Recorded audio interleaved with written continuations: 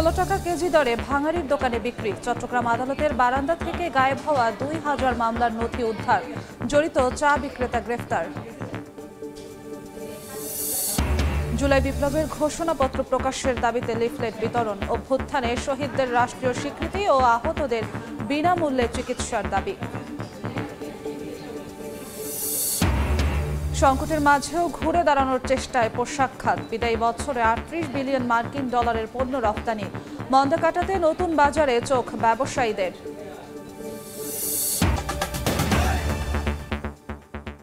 বাংলার সময় সঙ্গে আছি আমি জিন্নাতারা যশোয়া। চট্টগ্রাম আদালতের বারান্দা থেকে গায়েব হওয়া 2000 মামলার নথি উদ্ধার করা হয়েছে। এসব নথি 16 টাকা কেজি দরে ভাঙাড়ির দোকানে বিক্রি করেছিলেন চা বিক্রেতা রাসেল। আদালতের সিসিটিভি ফুটেজ বিশ্লেষণ করে তাকে গ্রেফতারের পরই এসব নথির সন্ধান পাওয়া যায়। চট্টগ্রামের কোতোয়ালি থানার করিডোরে পড়ে থাকা এসব নথির বস্তায় রয়েছে হত্যা, মাদক, চোরাচালান, বিস্ফোরণের মতো বিভিন্ন গুরুত্বপূর্ণ মামলার কাগজপত্র, যা সম্প্রতি মহানগর পিপি কার্যালয়ের বারান্দা থেকে গায়েব হয়েছিল। গত 6 জানুয়ারি মহানগর দায়রা জজ আদালতের সরকারি কৌশলী কোতোয়ালি থানায় জিডি করলে নথির খোঁজে নামে পুলিশ। এই সময় আদালতের সিসিটিভি ফুটেজ বিশ্লেষণ করে আদালত চত্বরেরই চায়ের দোকানদার রাসেলকে শনাক্ত করা হয়। তথ্য প্রযুক্তির সহায়তায় নগরের বাকলিয়া এলাকা থেকে গ্রেফতার করা হয় তাকে। এরপর তার দেয়া তথ্য অনুযায়ী বুধবার সারারাত অভিযান চালিয়ে নগরীর পাথরকাটা এলাকার এক ভাঙাড়ির দোকান থেকে গায়েব হওয়া নথির মধ্যে 9 বস্তা উদ্ধার করা হয়। চুরির পর ভাঙাড়ির দোকানে 16 টাকা কেজি দরে নথিগুলো বিক্রি করে রাসেল। সে 28 থেকে 30 ডিসেম্বরের বিভিন্ন সময়ে অল্প অল্প করে নথি সরিয়ে নেয়। অপ্রয়োজনীয় বাতিল কাগজ মনে করে এসব নথি সরিয়ে বিক্রি করে দেয় বলে প্রাথমিকভাবে পুলিশের জিজ্ঞাসাবাদে জানায় রাসেল। এই ব্যাপারে আমরা তদন্ত করতেছি, তার সাথে আর কে জড়িত আছে অথবা অন্য কোনো ইস্যু আছে কিনা এটা আমরা তদন্তপূর্বক পরবর্তী ব্যবস্থা নেব। এদিকে আদালতের সব জায়গায় সিসি ক্যামেরা লাগানো সহ নিরাপত্তা বাড়ানোর দাবি পিপি সহ আইনজীবীদের। পুরো আদালত এলাকা, বিচারিক এলাকা সবটাই আপনার ইম্পর্টেন্ট জায়গা এবং সবগুলোকে নিরাপত্তার সুব্যবস্থা করা হোক। সব জায়গাতে সিসি ক্যামেরা লাগানো হোক, যাতে ভবিষ্যতে আর এই ধরনের কোনো ঘটনা ঘটতে না পারে। সেই জন্য আমি মিটিংয়ে আমি বলেছি, দাগি আসামির কোনো গুরুত্বপূর্ণ রেকর্ড এখানে থাকতেই পারত। উনি যদি এটা সরিয়ে ফেলতো তাহলে দায়ভার কে নিত? তো আমার মনে হয় আজকের যে উদ্ধারটা হয়েছে এটা আমি পুলিশকে ধন্যবাদ জানাই। চট্টগ্রাম মহানগর পিপি অফিসের জায়গা না থাকায় গত বছরের এপ্রিলে অফিসটির বাইরে এসব নথি রাখা হয়েছিল। আদালতের অবকাশকালীন সময়ের মধ্যে গত 13 ডিসেম্বর থেকে 31 ডিসেম্বরের মধ্যে যা উধাও হয়। ফেদুসলিপি, সময় সংবাদ, চট্টগ্রাম। আগামী 15 জানুয়ারির মধ্যে জুলাই বিপ্লবের ঘোষণাপত্র প্রকাশের দাবিতে বিভিন্ন জেলায় লিফলেট বিতরণ করেছে বৈষম্য বিরোধী ছাত্র আন্দোলন ও জাতীয় নাগরিক কমিটি। অভ্যুত্থানে শহীদদের রাষ্ট্রীয় স্বীকৃতি ও আহতদের বিনামূল্যে সুচিকিৎসা সহ 7 দফা দাবি তুলে ধরেন তারা।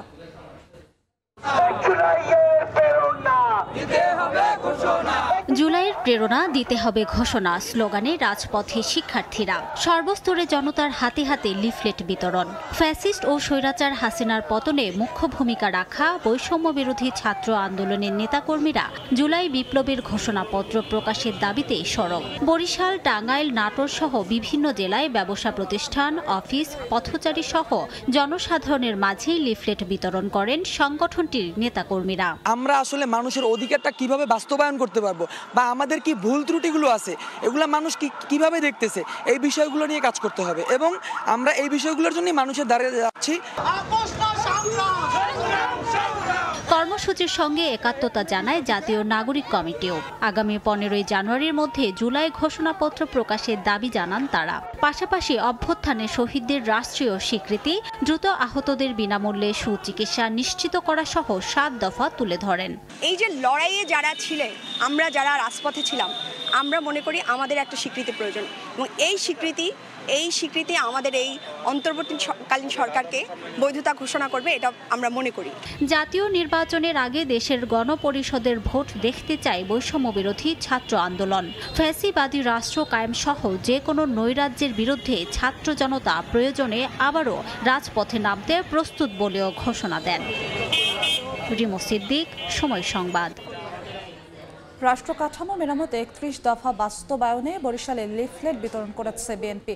দুপুরে সদর রোড, ফজলুল হক অ্যাভিনিউ, চকবাজার, কাঠপট্টি সহ নগরীর বিভিন্ন এলাকায় জনতার মাঝে লিফলেট বিতরণ করেন তারা। পরে সদর রোডে দলীয় কার্যালয়ের সামনে সংক্ষিপ্ত সমাবেশ অনুষ্ঠিত হয়। গণমানুষের ভাগ্য উন্নয়নে বিএনপির ভারপ্রাপ্ত চেয়ারম্যান তারেক রহমান ঘোষিত রাষ্ট্র কাঠামো মেরামতের ৩১ দফা বাস্তবায়নের দাবি জানান তৃণমূলের নেতারা। দেশ সংস্কার করে ৬ মাসের মধ্যে নির্বাচন দেওয়া সম্ভব বলে মনে করেন বিএনপির নেতাকর্মীরা। দুপুরে মাদারীপুরের পৌর অডিটোরিয়াম জেলা বিএনপি আয়োজিত এক সভা হয়। এ সময় বিএনপির vice chairman doctor Asaduzzaman Ripon, কেন্দ্রীয় বিএনপির সাংগঠনিক সম্পাদক শামা ওবায়দ সহ জেলার নেতারা উপস্থিত ছিলেন। এ সময় তারা দ্রুত নির্বাচনের তাগিদ দেন। পাশাপাশি রাষ্ট্র সংস্কারে রাজনৈতিক দলগুলোর সঙ্গে আলোচনা করার গুরুত্ব দেন বিএনপি নেতারা। নির্দিষ্ট কোনো দল কিংবা গোষ্ঠীকে ক্ষমতায় আনতে নয়, নির্বাচন কমিশন অবাধ, সুষ্ঠু, নিরপেক্ষ নির্বাচন উপহার দিতে প্রতিশ্রুতিবদ্ধ বলে জানিয়েছেন নির্বাচন কমিশনার এএমএম নাসির উদ্দিন। সকালে মৌলভীবাজার বেঙ্গল কনভেনশন হলরুমে ভোটার নিবন্ধন প্রক্রিয়ায় চ্যালেঞ্জ এবং চ্যালেঞ্জ উত্তরণের উপায় শীর্ষক কর্মশালায় তিনি কথা বলেন। For God's sake, don't be biased towards any party. আমরা কোনো দলীয় কোনো দলকে, কোনো গোষ্ঠীকে, কোনো ব্যক্তিকে সহযোগিতা করার জন্য, ভোটে জিতানোর জন্য, অথবা কোনো ব্যক্তি যাতে না হতে পারে, জিততে না পারে, সেটা ব্যবস্থা করার জন্য আমরা নামি নেই। আমরা নেমেছি একটা সুন্দর সুষ্ঠু নির্বাচন দেওয়ার জন্য। আমরা নির্বাচনটা সুন্দরভাবে দেওয়ার চেষ্টা করব। মানুষ যাকে ভোট দেবে বাস সেই জিতবে, আমাদের প্রত্যাশা সেটাই। বৈশ্বিক নানা সংকটের পাশাপাশি বছর জুড়ে চরম অস্থিরতার পরেও সদ্য বিদায়ী বছরে ৩৮ বিলিয়ন মার্কিন ডলারের তৈরি পোশাক রফতানি করেছে বাংলাদেশ। ৭% প্রবৃদ্ধি হিসেবে, যা আগের বছরের তুলনায় ২.৫ বিলিয়ন মার্কিন ডলার বেশি। চড়া মূল্যের ম্যানমেড ফাইবারের তৈরি পোশাক উৎপাদন বাড়িয়ে বাড়তি আয় হলেও সংকটের মুখে রফতানি কিছুটা কমেছে বলে দাবি ব্যবসায়ীদের। সাক্ষাৎ রিপোর্ট ক্যামেরায় বিস্তারিত জানাচ্ছেন কমল দে। ছাত্র জনতার গণ আন্দোলনে পুরো জুলাই আগস্ট উত্তাল বাংলাদেশে ইন্টারনেট ব্যবস্থা বন্ধ করে দেওয়ায় মারাত্মকভাবে ক্ষতিগ্রস্ত হয় গার্মেন্টস শিল্পের উৎপাদন। এরপর আওয়ামী লীগ সরকারের পতন হলে শুরু হয় নতুন করে গার্মেন্টস শিল্পের অস্থিরতা। কিন্তু এত সংকটের মাঝেও ঘুরে দাঁড়ানোর চেষ্টা করছে গার্মেন্টস শিল্প। বিশেষ করে সদ্য বিদায়ী বছরে ৩৮.৪৮ বিলিয়ন মার্কিন ডলারের পণ্য রফতানি করেছেন বাংলাদেশের গার্মেন্টস মালিকেরা। অথচ সংকটবিহীন ২০২৩ সালে ৩৫.৮৮ বিলিয়ন মার্কিন ডলার পণ্য রপ্তানি হয়েছিল। 7% গ্রোথ আমরা দেখতে পাচ্ছি ভ্যালুর দিক দিয়ে। জ্যাকেট এক্সপোর্ট করছি প্রচুর পরিমাণে, ব্লেজার এক্সপোর্ট করছি, সেগুলো সবগুলো এফওবি আপনার $10 to $15 উপরে। বিজিএমই এর তথ্য অনুযায়ী ২০২৪ সালে প্রবৃদ্ধি অর্জনে বড় ধরনের ভূমিকা রেখেছে নিটওয়্যার পণ্য, যার পরিমাণ ২০.৫২ বিলিয়ন মার্কিন ডলার। তার বিপরীতে ওভেন পণ্য রপ্তানি হয়েছে ১৭.৯৫ মার্কিন ডলারের। সাম্প্রতিক সময়ে পরিমাণগতভাবে তৈরি পোশাকের রপ্তানি কিছুটা কমলো। ম্যানমেড ফাইবারের স্পোর্টসওয়্যার এবং অ্যাক্টিভওয়্যারের চাহিদা বাড়ায় বাংলাদেশের রপ্তানি আয়ে গতি স্বাভাবিক থাকছে। ম্যানমেড ফাইবারের এই পোশাকগুলো এখন কিন্তু ইন্টারন্যাশনাল মার্কেটে এত জনপ্রিয়, কারণ আসলে মানুষের এখন কিন্তু রুচি চেঞ্জ হয়েছে। একই সঙ্গে কয়েক বছর আগেও বাংলাদেশের গার্মেন্টস শিল্পের মূল বাজার ইউরোপ এবং আমেরিকা কেন্দ্রিক হলো এখন পরিস্থিতি অনেকটা পাল্টে যেতে শুরু করেছে। মধ্যপ্রাচ্য এবং আফ্রিকার মতো অপ্রচলিত বাজারে রফতানি আয় বাড়ানোর স্বপ্ন দেখছেন তৈরি পোশাক খাতের ব্যবসায়ীরা। এই সময়টা আমাদের যদি পরিস্থিতি স্থিতিশীলতায় আমরা নিয়ে আসতে পারি এবং বিভিন্ন ধরনের বিভিন্ন জায়গার মধ্যে কস্ট যদি আমরা মিনিমাইজ করতে পারি, একটা মাইন্ডসেট করতে পারি to grow in the business, export business, এটার জন্য সবার সহায়তা প্রয়োজন। বাংলাদেশে বর্তমানে বিজিএমই এর আওতাধীন ২৫৬৪টি গার্মেন্টস কারখানা পুরোদমে চালু রয়েছে। বাংলাদেশের রপ্তানি আয়ের শীর্ষস্থানে রয়েছে তৈরি পোশাক খাত। আবার এ খাতকে পড়তে হচ্ছে নানামুখী জটিলতায়। সম্ভাবনা থাকার কারণে বিদেশি বায়াররা দামি পণ্য তৈরির ক্ষেত্রে বেছে নিচ্ছে বাংলাদেশকে। আবার সেই সম্ভাবনা নষ্ট হচ্ছে গার্মেন্টস ক্ষেত্রে অস্থিরতার কারণে। চট্টগ্রামের বায়েজিদ শিল্পাঞ্চল থেকে কমল দে, সময় সংবাদ। খুলনা মেডিকেল কলেজ হাসপাতালে রোগীদের জন্য বরাদ্দকৃত সরকারি খাবার নিয়ে অনিয়ম দুর্নীতির অভিযোগ উঠেছে। রোগীরা জানান, বড় মাছের পরিবর্তে ছোট কার্প জাতীয় সস্তা মাছ, মাংসের আকার বরাদ্দের 3 ভাগের 1 ভাগ, নিম্নমানের চালের ভাত দেওয়া হয়। এছাড়া অতিরিক্ত রোগী দেখিয়ে কোটি কোটি টাকা আত্মসাৎ করা হচ্ছে বলে অভিযোগ উঠেছে। আব্দুল হালিমের ক্যামেরায় তানজিম আহমেদের রিপোর্ট। খুলনা মেডিকেল কলেজ হাসপাতালে রোগীদের জন্য বরাদ্দকৃত সরকারি খাবার ঠিকমতো দেওয়া হয় না বলে অভিযোগ দীর্ঘদিনের। রোগীরা বলছেন বড় মাছের পরিবর্তে ছোট কার্প জাতীয় সস্তা মাছ, ব্রয়লার মুরগির মাংসের আকার বরাদ্দের 3 ভাগের 1 ভাগ নিম্নমানের চালের ভাত দেওয়া হয়। অসুস্থ শরীরে পুষ্টিকর খাবারের বদলে মানহীন খাবার খেতে হয় তাদের। এমন অনিয়ম ও দুর্নীতির পাশাপাশি কৌশলে অতিরিক্ত রোগী দেখিয়ে হাতিয়ে নেওয়া হচ্ছে কোটি কোটি টাকা। মুরগির মাংসের সঙ্গে ঝোল পাইতো, এখন সে ঝোলটা পায় না, এখন শুধু ডাইলের সঙ্গে খালি 1 পিস মাংস পায়। রান্না আমরা খেতে পারি না, বাইরেতে আমরা আবার কিনে খাই। অনুসন্ধানে দেখা যায় প্রতিদিন সকালে ভর্তি রোগীদের বিপরীতে খাদ্য তালিকা দেওয়া হয়। ওয়ার্ডে যেসব নতুন রোগী ভর্তি হন ডায়েট চার্টে পরদিন নাম ওঠে তাদের, তাই ভর্তির দিন রোগী খাবার পান না। আবার ছাড়পত্র পাওয়া রোগী দুপুর ও রাতের খাবার পান না। শুভঙ্করের ফাঁকি এখানেই, দুপুরের আগে চলে যাওয়া রোগীদের খাবারের পুরো অর্থই চলে যায় সিন্ডিকেটের পকেটে। গত 21 থেকে 30 ডিসেম্বর 10 দিনের ভর্তি ও ছাড়পত্র পাওয়া রোগীদের তথ্য যাচাই করে দেখা যায় ওই সময় ভর্তি হয়েছেন 2987 জন আর ছাড়পত্র পেয়েছেন 2764 জন। প্রতিজন রোগীর বরাদ্দ 175 টাকা, এর মধ্যে সকালে 50 টাকা ও দুপুর রাতে 125 টাকা। অর্থাৎ ছাড়পত্র পাওয়া রোগীদের দুপুর ও রাতের জন্য বরাদ্দকৃত প্রায় 3.5 লাখ টাকার কোনো হিসেব নেই। খানাটা কোথায় যাবো তো বলতে পারতেছি না। প্রাতিষ্ঠানিক দুর্নীতির একটা প্রতিষ্ঠিত হয়ে গেছে এখানে। এত সব অভিযোগের ভিত্তিতে সম্প্রতি হাসপাতালের রান্নাঘরে অভিযান চালায় দুর্নীতি দমন কমিশন। এ সময় খাবার চুরি, পরিমাণে কম, নিম্নমান সহ সব অভিযোগের সত্যতা পাওয়া যায়। ব্রয়লার মুরগির পার একটা পিসের ওজন থাকার কথা ছিল 94.90 গ্রাম, পাওয়া যাচ্ছে গড়ে 26 গ্রাম। 1335 জনের খাবারই দেখিয়েছে, কিন্তু আমরা পেয়েছি 1094 জন, সুতরাং 241 জনের খাবার কম পেয়েছি। অভিযানের পর নড়ে চড়ে বসেছে হাসপাতাল কর্তৃপক্ষ। দীর্ঘ 15 বছর ধরে তারা একই ঠিকাদার, একই লোক, একই স্টোয়ার্ড, একই সাপ্লায়ার, তো তাদের মধ্যে একটা বিরাট একটা চেইন গড়ে তোলে। আমি যদি স্ট্রং থাকি তাহলে তো তারা বাধ্য।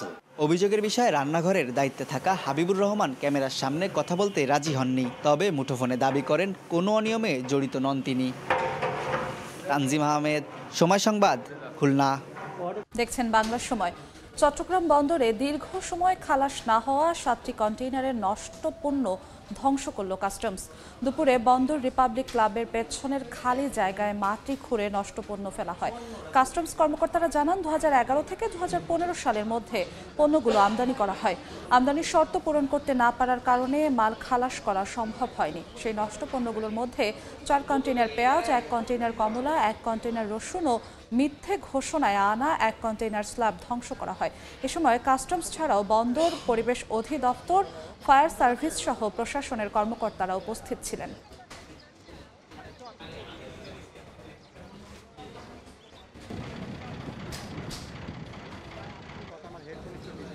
দেখছেন বাংলার সময়। দেশের বেশিরভাগ স্থানে আজ কুয়াশা কিছুটা কম থাকলেও হিমেল হাওয়ায় শীতের তীব্রতা বেড়েই চলেছে। আজ দেশে সর্বনিম্ন তাপমাত্রা পঞ্চগড়ের তেঁতুলিয়ায় 9.1 ডিগ্রি সেলসিয়াস রেকর্ড করা হয়েছে। কাজে যেতে পারছেন না দরিদ্র ও নিম্ন আয়ের মানুষেরা। একই সঙ্গে হাসপাতালগুলোতে ঠান্ডাজনিত রোগীর সংখ্যা বাড়ছে। কনকনে ঠান্ডা বাতাস, কুয়াশা কম থাকলেও বাড়ছে শীতের তীব্রতা।